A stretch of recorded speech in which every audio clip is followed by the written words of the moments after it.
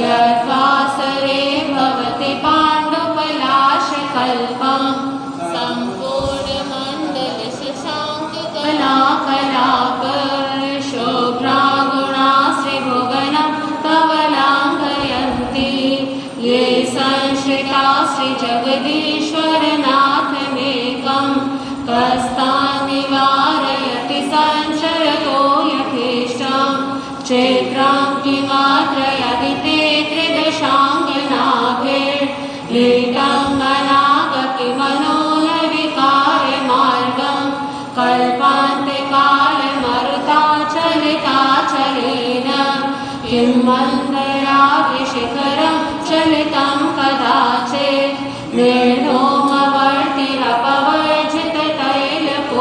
निर्धूमवर्तिरपवर्जिततैलपूरप्रस्नं जगत्त्रयमिदं प्रगटीकरोषि गम्यो न जातु मरुतां चलिताचलानां दीपोपरस्वमसि नाथ जगत्प्रकाश नास्तं कदाचिदुपयासि नरामुगम्य स्पष्टीकरोषि सहसा युगपज्जगन्ति गाम्भोधरोधर निरोध महाप्रभाव सोयादिशायि महिमासि मुनीन्द्रलोके नित्योदयं दलितमोहमहान्धकारं गम्यं राहुवदनस्य नवारिदानं विभ्राजते तव मुखाब्जमनल्पकान्ति वेद्योतयज्जगदपूर्वशशाङ्कबिम्बं किं शैवरेषु शशिनानि विवस्वता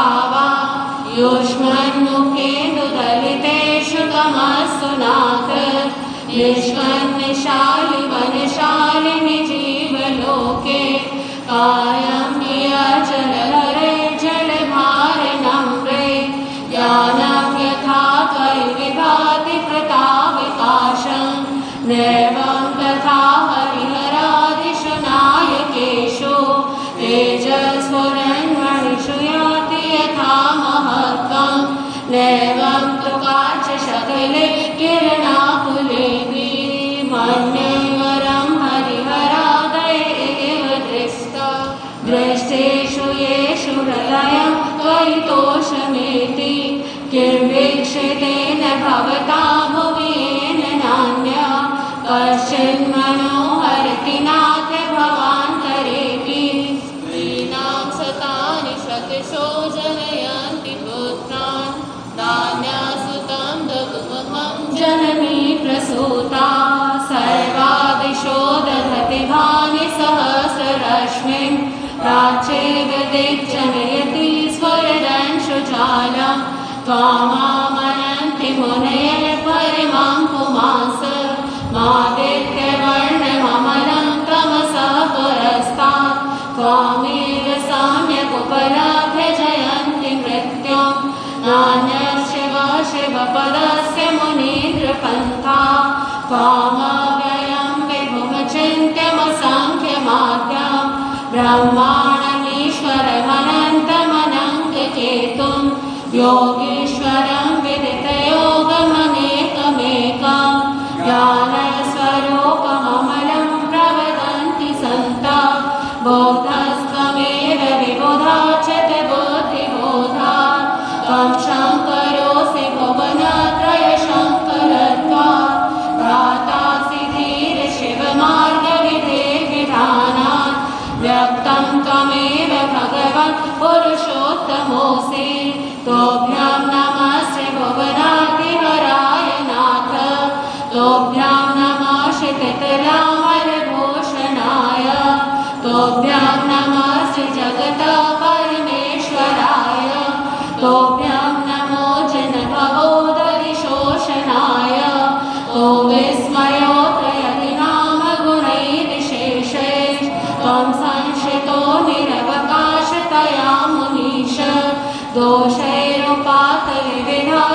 दोषैरुपातविविधाश्रयजातगर्वे स्वप्नान्तरेऽपि न कदाचिदपेक्षितोऽसि ओचैर्शोकतरसंशतमुन्मयूख माहातिरोपममलं भवतो नितान्तं स्पष्टोल्लसत्किरणमस्ततमोहितानं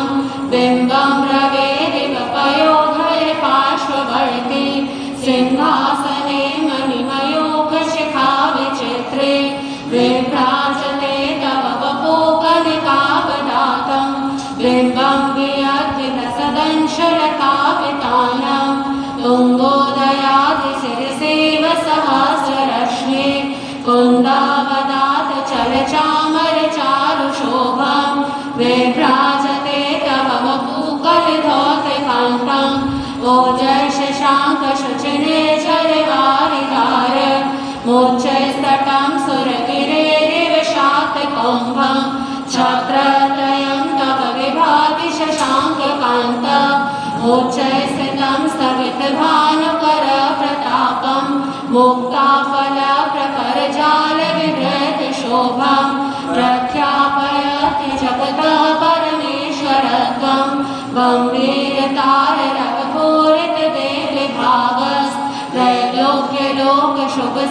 त्रैलोक्यलोकशुभसङ्गमभूतिदक्ष सधर्मिराज जय घोषण घोषकासन् खेदुन्दुभिर्वनति ते यशसा प्रवादि मन्दार सुन्दर नमेर सुपारिजात सन्तानकादि कुसुमोत्पर वृष्टिरुद्धा गन्धोदबिन्दु शुभमन्दमरुद्रपाता दिव्यादिवपतितेव च सान्ततेर्वा शोभप्रभावलय भूरिविभाविभूस्ते लोकत्रयगतिमदान्युतिमाक्षिपन्ति प्रोद्यद्दिवाकरनिरन्तर भूरिसङ्ख्या दीप्त्या जयत्यपि निशामपि सौम्यां स्वैवापवर्गगममार्गविमार्गनिष्ठ सधर्मतत्त्वकथनैकपटु श्रीलोक्या दिव्यध्वनिर्भवति ते विशदार्थ सर्व भाषा स्वभावपरिणामगुणैर्प्रयोज्य उन्नेन्द्रहेम नवपङ्कजपुञ्जकान्ति पर्युल्लसन्नकमयोगशिखाभिरामो पादौ पदानि तव यत्र जिनेन्द्रदत्ता पद्मानि तत्र विबुधा परिकल्पयन्ति इत्थं यथा तव विभूतिर्भोजिनेन्द्र दैमोपदेशनविधो न तथा परस्य याद्रप्रभादिन कृतयप्रहृतान्धकारा ताद्रकुतो ग्रहगणस्य विकाशिनोति शोधन्मलाविलविलोलपकोलमूल मत्तभ्रमरनादविव्रतकोपम् एरावताममिव मुद्यतमापतन्तं दृष्ट्वा भयं भवति नो भवदाश्रितानां लिन्नेव कुम्भगलदोज्ज्वलशोणिताक्त मुक्ताफलप्रकरभूषितभूविभाग बद्धाक्रमक्रमगतं हरणादिपोऽपि प्राक्रामति क्रमयुगाचलसंश्रितं ते कल्पान्तकालकवनोदयवन्यकल्पं दावानलं जलतमोज्ज्वलमोस्फुलिङ्गं विश्वं चिदत्सुमिव सम्मुखमापतन्तं त्वन्नामकीर्तनजलं शयत्यशेषं रक्तेशनं समदकोकिलकण्ठनीलं क्रोध्योदतं फणिनमोत्फणमापतन्तम् आक्रामति क्रमयुगेन निरस्तशङ्कस्त्वन्नावनाकिलमणिहृदयस्य पुंसा वल्वतुरङ्गतजगर्जित भीमनाद वाजोबलं बलवतामपि भूपतीनाम् ओद्यदिवाकरमयोगशिखापविद्धं त्वत्कीर्तनातमैवाशुभिरामुपैति कुन्ताग्रभिन्नगजशोणितवारिवाह वेगावतारतरणातुरयोधभीमे योधे जयं विजितदुर्जय चेयपक्षास् त्वत्पादपङ्कजगणाश्रयणो लभन्ते अङ्गो शोभितधीषणनाक्रचाक्रा आधीनपीठभयदोल्बणवाडवाग्नौ रङ्गतरङ्गशिखरस्थितयानपात्रास् प्रासं विहाय भवतः स्मरणागच्छन्ति उद्भूतभीषणजलोदरभारभुग्ना शोचां दशामुपगताश्रितजीविताशा त्वत्पादपङ्कजरजो मृतदेह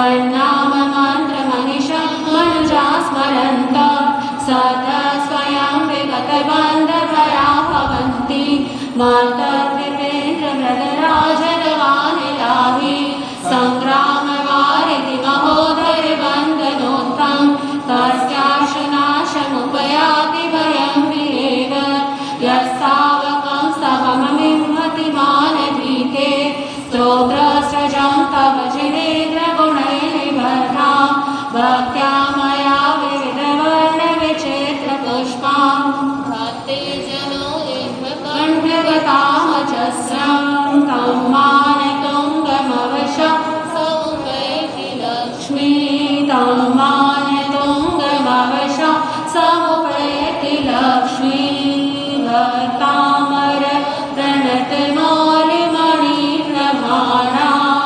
मोद्योतकं दलितपापतमो विताना सम्यक् प्रणम्य जनपादयुगं युगादा वालम्बनं भवजले पततां जनानां यः संस्तुतः सकलवाङ्मयतत्त्वबोधा दोद्भूतबुद्धिपटुभिः सुरलोकनाथे श्रोत्रे जगत्कृतयचित्तहरैरुदारे स्तोषे किलाहमपि तं प्रथमं जिनेन्द्रं स्तोषे किलाहमपि तं प्रथमं जिनेन्द्रं स्तोषे किलाहमपि तं प्रथमं जिनेन्द्रं।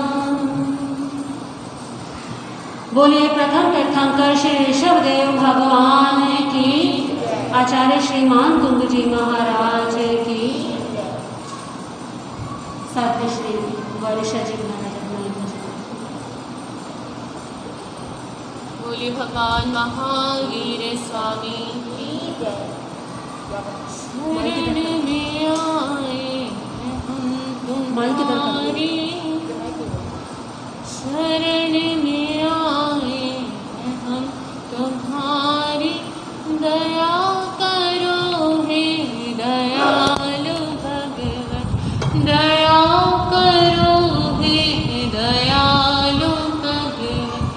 शरण में आए हैं हम तुम्हारे, शरण में आए हैं हम तुम्हारी, दया करो हे दयालु भगवत, दया करो हे दयालु भगवत। संभालो बिगड़ी दशा हमारी, संभालो बिगड़ी दशा हमारी, दया करो हे दयालु भगवत, दया करो हे दयालु भगवत। शरण में आए हैं हम तुम्हारे, ना हम में बल है ना हम में शक्ति, ना हम में साधना ना हम में भक्ति, ना हम में बल है ना हम में शक्ति, ना हम में साधना ना हम में भक्ति। तुम्हारे दर पे है हम भिखारी, तुम्हारे दर पे है हम भिखारी, दया करो हे दयालु भगवत, दया करो हे दयालु भगवत। शरण में आए हैं हम तुम्हारी, जो तुम हो स्वामी तो हम हैं सेवक, जो तुम हो पालक तो हम हैं बालक, जो तुम हो स्वामी तो हम हैं सेवक, जो तुम हो पालक तो हम हैं बालक। ठाकुर तो हम पुजारी, जो तुम हो ठाकुर तो हम पुजारी। करोगे दयालु भगवन, दया करोगे दयालु भगवन। शरण में आए हैं हम तुम्हारे, शरण में आए हैं हम तुम्हारे। दया करोगे दयालु भगवन, दया करोगे दयालु भगवन। बुरे हैं जो हम तो है तुम्हारे, भले हैं जो हम तो है तुम्हारे। बुरे हैं जो हम तो है तुम्हारे, भले हैं जो हम तो है तुम्हारे। तुम्हारे होकर भी है दुखारी, तुम्हारे होकर भी है दुखारी। दया करोगे दयालु भगवन, दया करोगे दयालु भगवन। शरण में आए हैं हम तुम्हारे, शरण में आए हैं हम तुम्हारे। दया करोगे दयालु भगवन, दया करोगे दयालु भगवन। संभालो बिगड़ी दशा हमारी, संभालो बिगड़ी दशा हमारी। दया करोगे दयालु भगवन, दया करोगे दयालु भगवन। शरण में आए हैं हम तुम्हारे।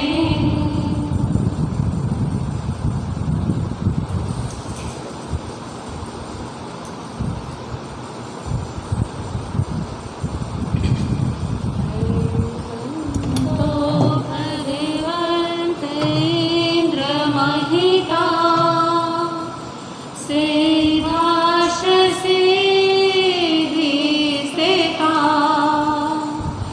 आचार्य जिन शासनो नदि करा, पूजा कार्यायिका।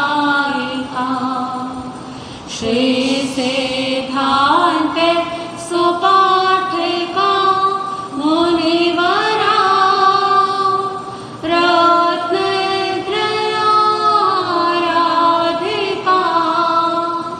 वञ्चैते परमेष्ठिनं प्रतिदिनं, कुर्वन्तो नो मङ्गलम्, कुर्वन्तो नो मङ्गलम्।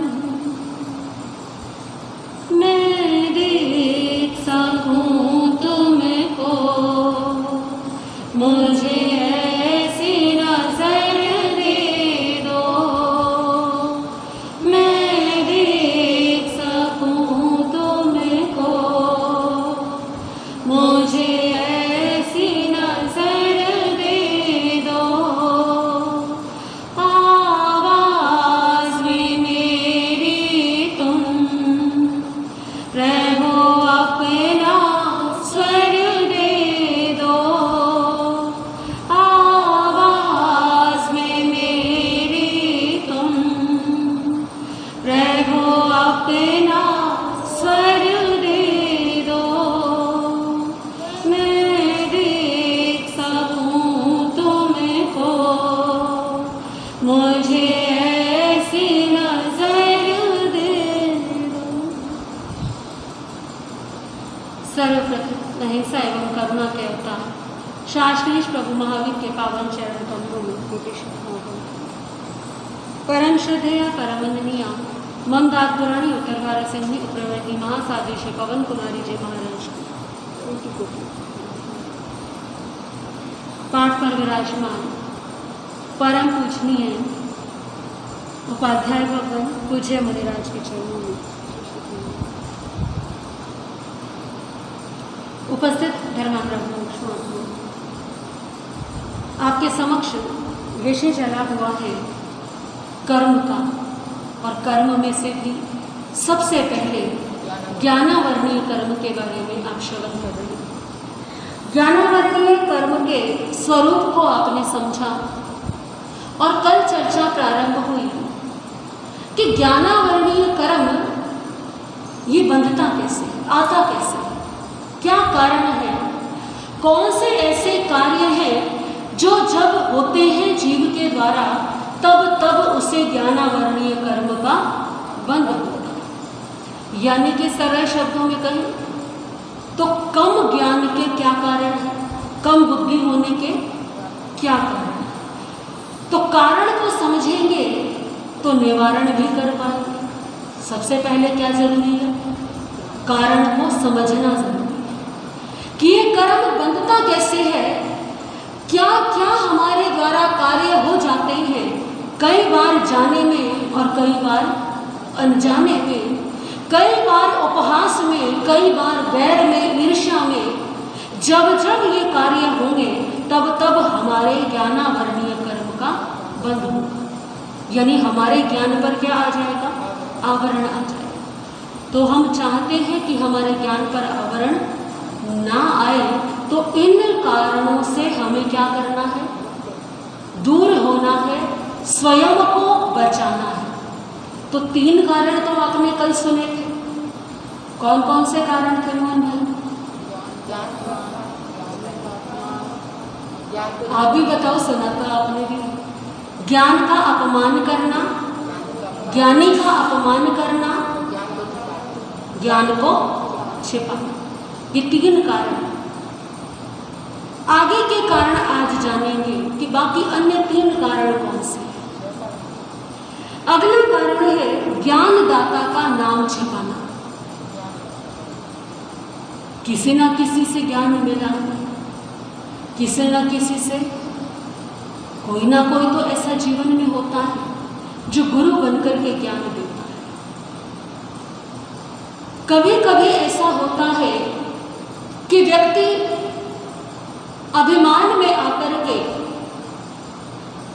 बताना नहीं चाहता कि मुझे ज्ञान हुआ कैसे। एक प्रसंग आता है बड़ा सुंदर। कहते हैं कि एक बार एक गांव था और गांव में एक नाई रहा करता था। नाई बड़ा सरल था, सज्जन था, सब व्यक्तियों के साथ बड़ा अच्छा व्यवहार रखता। एक समय की बात, गांव में घूमते घूमते एक संत पधारे। संत आए, सब लोग संत के दर्शन के लिए गए, नाई भी गया। समय कुछ ऐसा आया कि संत का स्वास्थ्य जो है वो खराब हो गया, अस्वस्थ हो गए संत अस्वस्थ हुए तो नाई जो है उसके मन में बड़ा भाव आया, अरे संत हैं, अकेले हैं, इनकी सेवा करने वाला भी कोई नहीं। तो स्वतः अपने ही भावों से प्रेरित होकर के, किसी ने कहा नहीं है उसे, और वो संत की सेवा में लग गया। अपना काम छोड़ा, सब कुछ छोड़ा। इतना धन तो उसके पास नहीं है कि बहुत अधिक दिनों तक वो गुजारा कर सके। हर व्यक्ति को क्या चिंता होती है, पैसे कमाने की। चाहे किसी के पास कितना भी पैसा हो, क्या काम छोड़ देगा कोई? एक दिन भी नहीं कोई काम छोड़ेगा। क्या कहते हैं महाराज, अगर कमाएंगे नहीं तो खाएंगे कैसे? चाहे तिजोरी भरी पड़ी हो तब भी यही बात है। लेकिन उस नाई की ना तिजोरियां भरी हुई हैं, ना उसके घर में धन के अंबार लगे हुए हैं, लेकिन भाव क्या है? संत की सेवा। जब तक ये संत स्वस्थ नहीं हो जाते तब तक मैं इनके ही चरणों में रहूंगा। तो नाई ने तन से, मन से, खूब सेवा की संत की। धीरे धीरे संत स्वस्थ हुए। संत स्वस्थ हुए। अब जो सेवा करता है तो मन में क्या आता है? आशीर्वाद आता है, आशीर्वचन आते हैं, भाव आते हैं। संत के मन में भी बड़े प्रेम के भाव, बड़े स्नेह के भाव आए। नाई से कहने लगे, तूने मेरी बड़ी सेवा की, बोल तुझे क्या चाहिए। वो नाई सज्जन था, भद्र पुरुष, मन में कोई लालच नहीं, लालसा नहीं, कोई लालच से सेवा नहीं की संत की, केवल शुद्ध भावों से की। हाथ जोड़ करके नाई कहने लगा, महाराज मुझे आपसे केवल आशीर्वाद चाहिए और कुछ भी नहीं चाहिए। मैंने किसी लालच में आपकी सेवा नहीं, बस मेरे मन में भाव आए, आप स्वस्थ हो गए, मेरी सेवा का फल मुझे मिल गया। संत ऐसे शब्दों से बड़े प्रसन्न हो गए। अरे कितना भद्र व्यक्ति है, इसके मन में तो लालच भी नहीं। संत तो संत होते हैं। उस नाई के पुण्य का उदय आया, संत के मन में भाव आए। संत बोले, चल मैं तुझे एक विद्या देता हूं। नाई ने हाथ जोड़ लिए।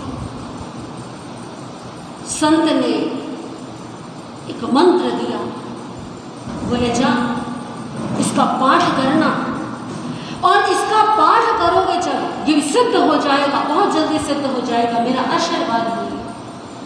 जब ये सिद्ध हो जाएगा तो जिस भी वस्तु को तुम चाहोगे वो तुम्हारे साथ साथ आकाश में चलेगी, तुम्हारे सिर के ऊपर होकर के चलेगी, तुम्हें उठाना नहीं पड़ेगा। ठीक है गुरुदेव। संत तो ये विद्या देकर के प्रस्थान कर गए। उस व्यक्ति ने मंत्र का जाप किया, जाप सिद्ध हो गया, मंत्र सिद्ध हो गया। अब क्या करेंगे? सोचा नाई ने, मुझे क्या करना है, मैं तो नाई, मुझे जिसमें मैं अपना सारा सामान रखता हूं, वो सारा सामान जिस बक्से में रहता है वो मुझे उठा करके ले जाना पड़ता है। तो क्या करूं मैं? वही अगर मेरे साथ साथ चले तो कितना बढ़िया हो। कोई सामान उठाना सज्जन था ना, लालची नहीं था। कोई चमत्कार दिखाने के भाव नहीं, केवल यही भाव कि मुझे सामान उठाना नहीं पड़ेगा। तो मंत्र का प्रयोग किया और वो जो उसका बक्सा था वो आकाश में उठ गया, उसके सिर से ऊपर आ गया और साथ साथ क्या हो गया? चले गए। लोगों ने देखा ये तो चमत्कार है। आपको कोई ऐसा व्यक्ति दिख जाए तो आप क्या कहोगे? ये तो बड़ा ज्ञानी है, ये तो बड़ा चमत्कारी पुरुष है। लोग बड़े आश्चर्य से देखते, लेकिन उस नाई ने अपना काम नहीं छोड़ा। काम अभी भी क्या करता है? नाई वाला ही करता है, लोगों के केश कर्तन करना, दाढ़ी बनाना। तो अब जो है लोग उत्साह में, कौतूहल में उसके पास आते और उसी से क्या करते?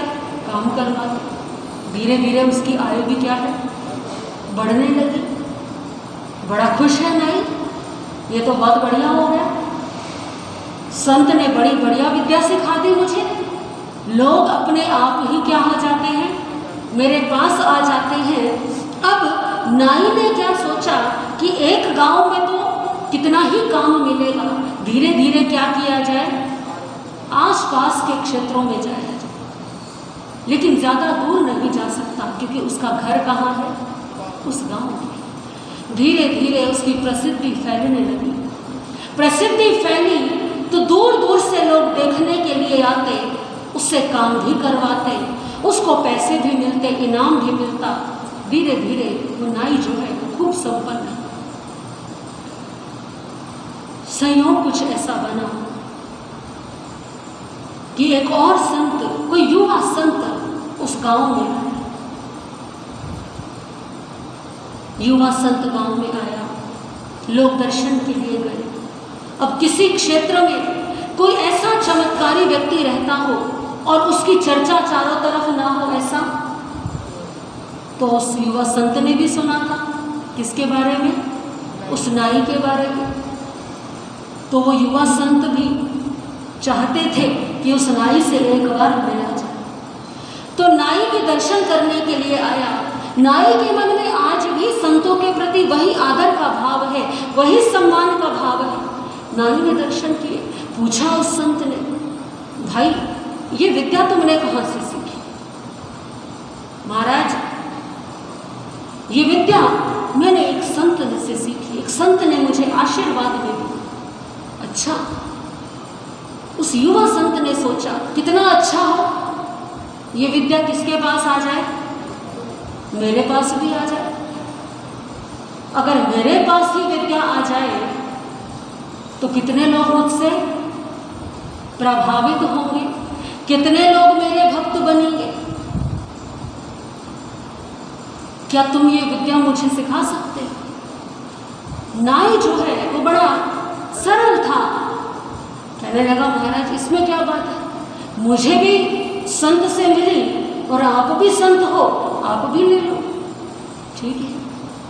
वो मंत्र बता दिया उस नाई ने और किसको दे दिया? संत को दे दिया। संत ने भी जो है विद्या सिद्ध की और विद्या सिद्ध करके अब क्या हुआ, संत के पास क्या है?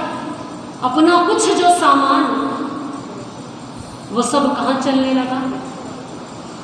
अब युवा संत ने सोचा विद्या तो सिद्ध हो, लेकिन यहाँ इस विद्या का कोई मोल नहीं होगा। कारण क्या है कि यहाँ इस विद्या के बारे में आसपास के गांवों में सबको पता है। मैं कहीं भी जाऊंगा लोग क्या कहेंगे, ये तो वही विद्या है जो नाई के पास में है। तो मेरी विद्या की विशिष्टता क्या है? एक नाई से मेरी बराबरी हो, मैं ऐसा नहीं चाहता। और इस विद्या से अधिक लाभ भी कमाना चाहिए। नाई तो हूं, ये तो गांव में ही घूम रहा है। मैं इस विद्या को और अधिक इससे लाभ उठा करके देखा। उस युवा संत ने चिंतन किया और उस गांव से जो है प्रस्थान कर गए, पहुंचे नगर में, राजा की राजसभा। राजा की राजसभा में चले आ रहे हैं और किसी में हिम्मत नहीं है कि उस संत को रोक दे, क्योंकि सब चमत्कार देख करके विस्मित हुए जा रहे हैं। यह कैसा चमत्कार है कि संत के जितने भी उपकरण हैं वो सब कहाँ चल रहे हैं? बिना आधार के आकाश में स्वयं ही संत के साथ साथ चले आ रहे हैं। राजा ने भी देखा, बड़ा प्रभावित हुआ राजा। युवा संत ये तो बड़े चमत्कारी, बड़े साधना की है इन्होंने अपने जीवन में, तभी जाकर के ऐसी विद्या प्राप्त। राजा के मन में आया प्रश्न, एक बार पूछूं तो सही, ये विद्या सीखी किससे, किससे मिली? कोई ना कोई तो ज्ञान दाता है, कोई ना कोई तो विद्या दाता है। कैसे आई यह साधना, कैसे प्राप्त हुई ये विद्या? संत को हाथ जोड़े, महात्मा जी कृपा कीजिए, मैं जानना चाहता हूं कि ज्ञान आपको मिला कैसे, ये विद्या आपको मिली कैसे? अब वो संत जो है चकरा गया। अब क्या बताए? हालांकि जिससे ज्ञान प्राप्त हुआ है बताने में लज्जा नहीं आनी चाहिए। ज्ञानदाता, विद्यादाता है, चाहे भले वो कोई भी हो। लेकिन उस संत के मन में ये भाव आ गया, अरे यदि मैंने यहाँ ये कह दिया कि ये विद्या मुझे एक नाई से मिली है तो ये राजा मेरा आदर नहीं करेगा। अरे जो विद्या एक नाई के पास है, जो सिद्धि एक नाई के पास है, वो एक संत के पास है, तो कौन सी बड़ी बात है? कैसे एक नाई को अपना गुरु स्वीकार कर ले? तो उस युवा संत ने क्या किया? उस युवा संत ने कहा, महाराज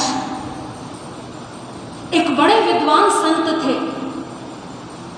मैंने उनकी बहुत सेवा की और उनकी सेवा से प्रसन्न होकर के उन्होंने मुझे आशीर्वाद के रूप में ये सिद्धि प्रदान कर दी। जैसे ही ये शब्द कहे, जो आकाश में वो उपकरण थे वो सारे के सारे धड़ाम से जमीन पर आकर टूटे।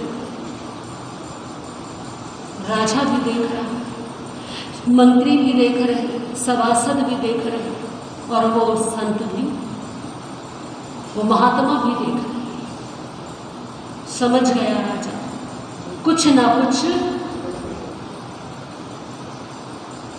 उस युवा संत ने स्वीकार किया कि मैंने ये विद्या किससे सीखी है? एक नाई से सीखी है।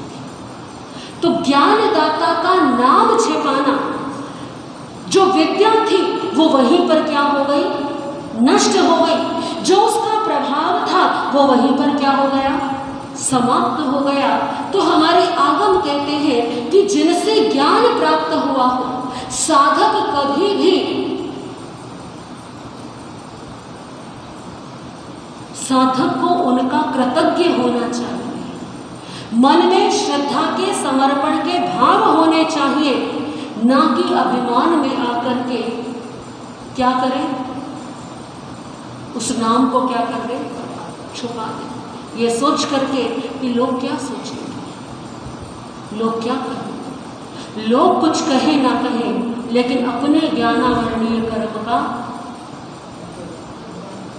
बंद हो जाता है। हमने अपने ज्ञान में रुकावट डाल ली है। तो जो जैसा है, जो जिससे मिला है, जो ज्ञान जहाँ से प्राप्त किया है, जो विद्या जहाँ से सीखी है, यदि अक्षर ज्ञान शिक्षक ने दिया है तो शिक्षक के प्रति कृतज्ञता का भाव रखें। यदि गुरु से ज्ञान मिला है तो उस गुरु के प्रति कृतज्ञता का भाव रखें। चाहे संसार कुछ भी कहे, लेकिन हमें तो ज्ञान उनसे मिला है, प्राप्त हुआ है, तो कभी भी ज्ञानदाता का नाम नहीं छिपाना है। पांचवा कारण है ज्ञान प्राप्ति में विघ्न उपस्थित करना।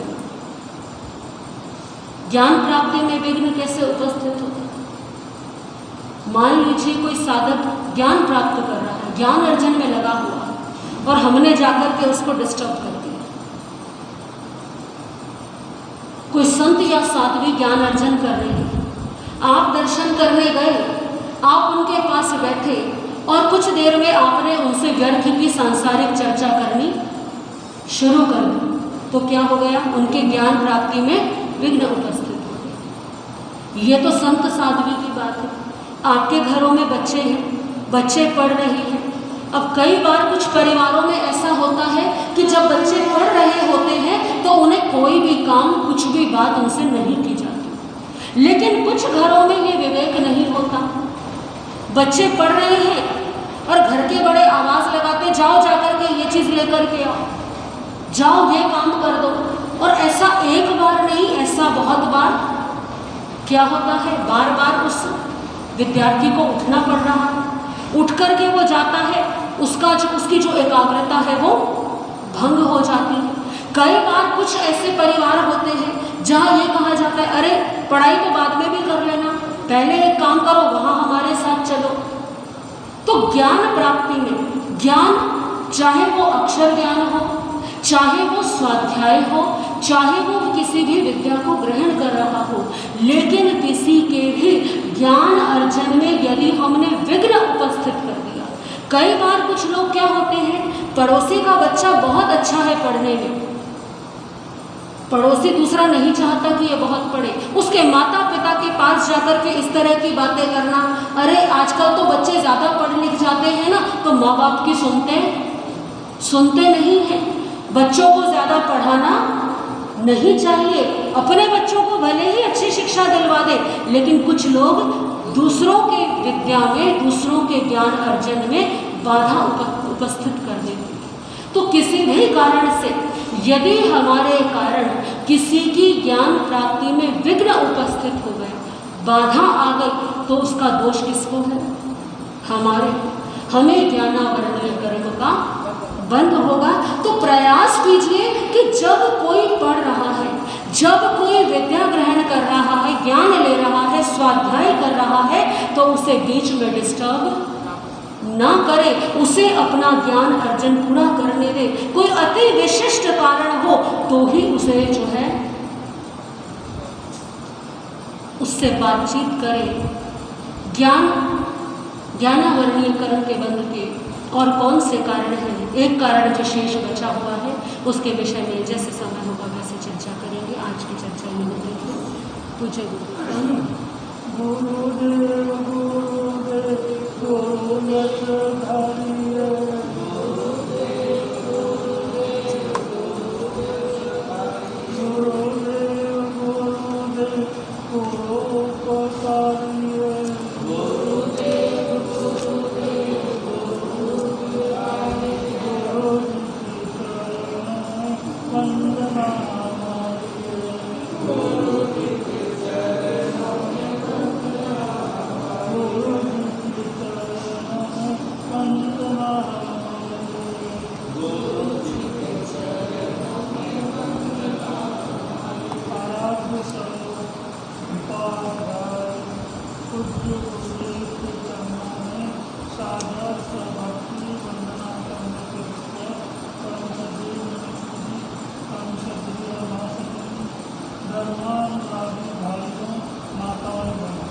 ज्ञान की बात है। तीन शब्द ज्ञान, विद्या और शिक्षा। ज्ञान, विद्या और शिक्षा, अब तीनों में अंतर है। उत्तर समझाया था। ज्ञान अलग विषय है, विद्या अलग विषय है और शिक्षा और भी अलग विषय है। तो ज्ञान जिनसे हमें प्राप्त होता है वो कहलाता है ज्ञान। और ज्ञान तो आत्मा का गुण है, ज्ञान आत्मा का गुण है। तो विद्या पुस्तकों को पढ़ करके, ग्रंथों को पढ़ करके जो सीखी जाती है वो कहलाती विद्या। और शिक्षा को शिक्षा ज्ञान प्राप्त करना विद्या प्राप्त करना और भी मुश्किल है। अब विद्या और ज्ञान दोनों में कितना अंतर है? एक तो है कुएं का पानी और एक है तालाब का पानी। तालाब का पानी इधर उधर से इकट्ठा किया तो तालाब का पानी और कुएं का जो पानी वो अंदर से आता है। ज्ञान हमारे अंदर से आता है। जितना जितना ज्ञानाकर्मी कर्म का प्रोक्षण होगा उतना उतना ज्ञान बढ़ता रहता है। और विद्या यानी ग्रंथों को पढ़कर के, पुस्तकों को पढ़कर के और जो किया जाता है वो सारी विद्या है। विद्या से बढ़कर ज्ञान का मार्ग है। एक ज्ञानी था और एक विद्वान था, दोनों में कितना अंतर? एक तो ज्ञानी है और एक विद्वान है। ज्ञानी और विद्वान में बहुत बड़ा अंतर है। तो चर्चा चल रही थी, ज्ञानी व्यक्ति अपनी बात अनुभव से सुना है, अनुभव भाव से ज्ञान को अनुभव भी था, अनुभव होने से वो अपनी बातें कर रहा था। और विद्वान जो है शास्त्रीय ग्रंथों का उदाहरण लेकर चर्चा कर रहा है। दोनों में आपस में एक बात को लेकर के संतुलन मिल रहा है। तो विद्वान को क्रोध आ गया, विद्वान को क्रोध आ गया, विद्या कोई विद्वान आते ही वो तम्बाकू से मिला था, तम्बाकू की बंदी अभी ठीक है यानी बात की। और वो शांति से अध्ययन करने लगा, चर्चा करने लगा और चर्चा करते करते जो क्रोध नहीं आया, विद्वान को क्रोध आ गया। अनुमान भी था लेकिन ज्ञानी को अनुमान नहीं, ज्ञानी को अनुमान हो भी नहीं सकता। तो ज्ञानी को अगर अनुमान हो जाए तो ज्ञानी भी नहीं, तो विद्वान को होने से तो विद्वान आ गया। अनुमान उसको बोलने लगे तो सुंदर शांति से बोलता है। फिर अंतिम में जा करके विद्वान ने कहा मैंने इतना क्रोध किया, इतना किया, आप शांति से ज्ञानी हुए। ज्ञानी ने क्रोध ज्ञान आना एक विषय, इसमें क्रोध का कोई संबंध ही नहीं, क्रोध नहीं आया। तो आखिर में इतना क्षमाशील भी था। जो ज्ञानी होगा वो क्षमाशील भी होगा, सहनशील भी होगा, उसका अनुमान नहीं आया और विद्वान का अनुमान आ गया। लक्ष्मण आते आते वो भूलना न जाए, जो नहीं बोलना तो भी बोल गए, वो शांति समता भाव रखा।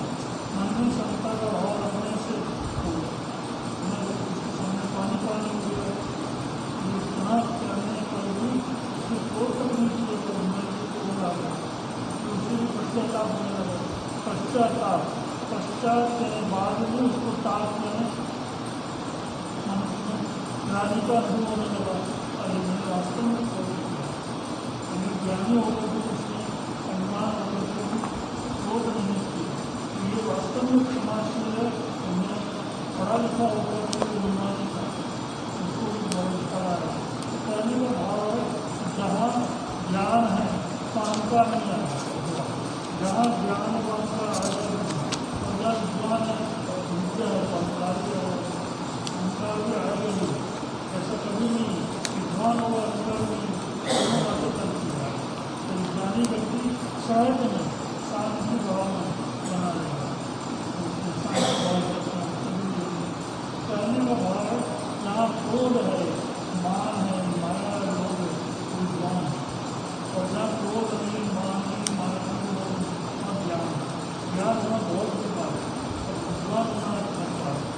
विद्वान और ज्ञानी बहुत ज्ञानी को ज्ञान के द्वारा आत्म ज्ञान के द्वारा आत्म के ज्ञान के द्वारा उसको भाषा का भी ज्ञान होगा, उससे भाव भी हो सकता है।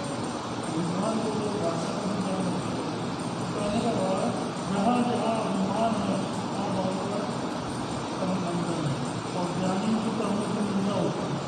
जब भी ज्ञानी आगे मिलेगा ज्ञान की चर्चा करेगा, अभिमान नहीं करेगा, मान नहीं करेगा, माया नहीं करेगा, लोभ नहीं करेगा, सहज भाव समता भाव में अपना जीवन गुजारी करें।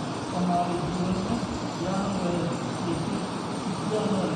जितना जितना ज्ञान बढ़ेगा उतना उतना मन में समता का भाव भी आएगा, और जितना जितना विद्या बढ़ेगी अहंकार भी आ जाएगा, मान भी आ जाएगा, माया से आ जाएगा। कहने का है जितना जितना हम सब भाव में रहेंगे उतना उतना हमारा विकास होगा, और जितना विकास होगा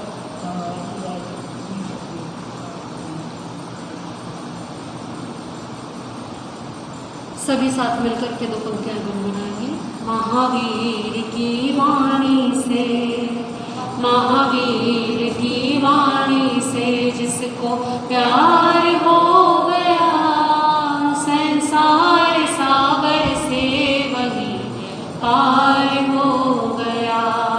गुरुदेवों की वाणी से जिसको प्यार हो गया, संसार सागर से वही है पार हो गया।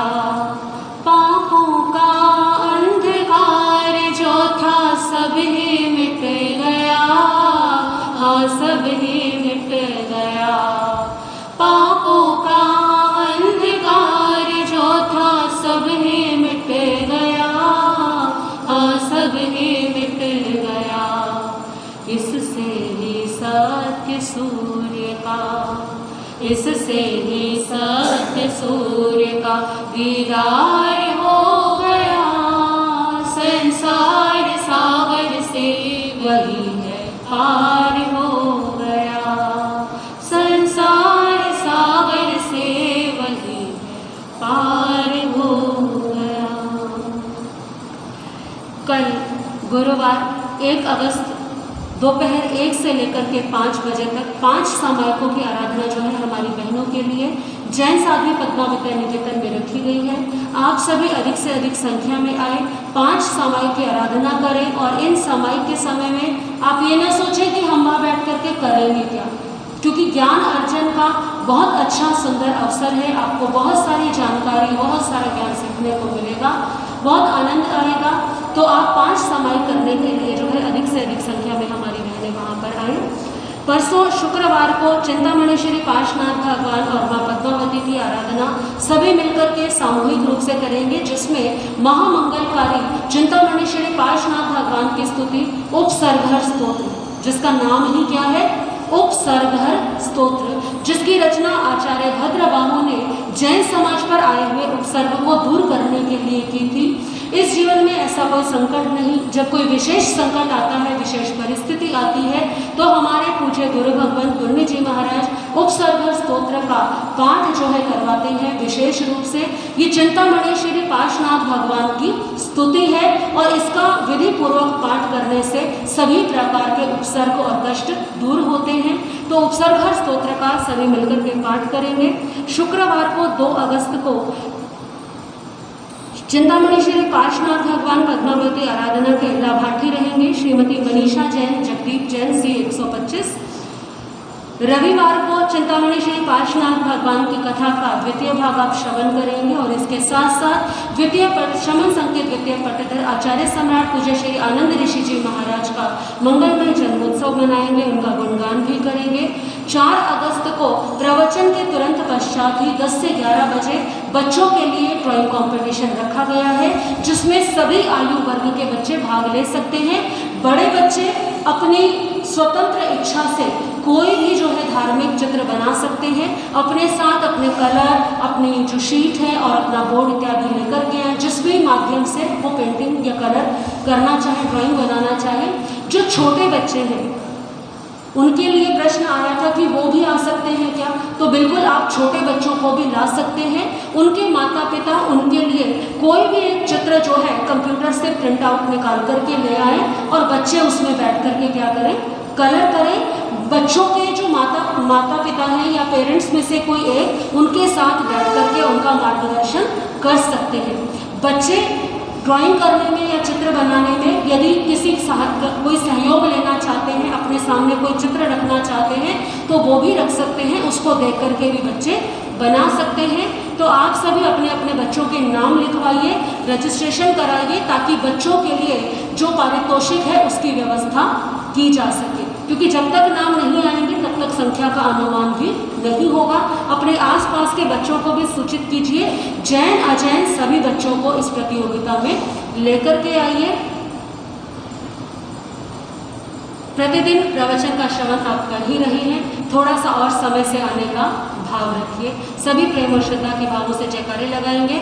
बोले भगवान महावीर स्वामी की, आचार्य भगवंतों की, वर्तमान आचार्य सम्राट पूज्य डॉक्टर श्री शिव मुनि जी महाराज की, पूज्य उपाध्याय प्रवर पूज्य श्री पुष्कर मुनि जी महाराज की, परम पूज्य उपाध्याय भगवान श्री रमेश मुनि जी महाराज की, उत्तर भारत से न्यू प्रवर्ती महासाध्वी श्री पवन कुमारी जी महाराज की, संसार के सभी साधु संतों की, जैन धर्म की, आज के आनंद की। सभी गुरुदेवों को मंगल तिकुतु के पाठ से वंदना करेंगे।